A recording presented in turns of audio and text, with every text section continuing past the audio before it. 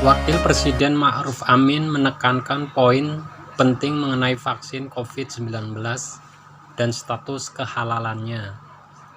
Dalam pandangan Ma'ruf, vaksin COVID-19 tak jadi masalah jika tidak halal karena dalam kondisi darurat. Oleh karena itu, tadi juga dilaporkan oleh Pak Luhut bahwa vaksin ini bagaimana soal kehalalannya kepada Wapres. Maka Wapres menjelaskan hal yang penting. Jadi Wapres menjelaskan dua hal. Vaksin itu kalau halal ya bagus, nggak ada problem. Tetapi kalau misalkan tidak halal, tidak masalah, karena itu dalam kondisi darurat sehingga kemudian tidak masalah dipakai juga. Kata juru bicara Wakil Presiden Ma'ruf Amin, Mas Duki Baitlawi, dalam keterangannya Jumat 2/10/2020. Mas Duki menyampaikan hal tersebut usai pertemuan Ma'ruf Amin dengan Wakil Ketua Komite Penanganan COVID-19 dan Pemulihan Ekonomi Nasional Luhut Binsar Panjaitan hingga Menteri Kesehatan Terawan Agus Putranto. Dalam pertemuan itu, Luhut melaporkan perkembangan vaksin COVID-19.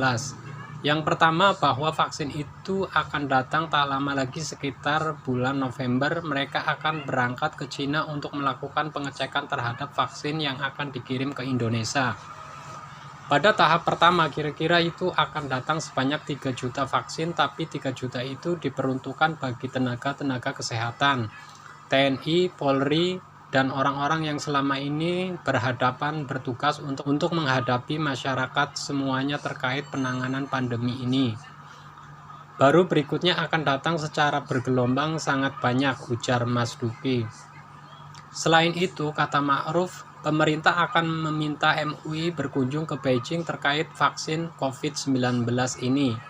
Kunjungan itu untuk memverifikasi perihal proses pembuatan vaksin di Cina.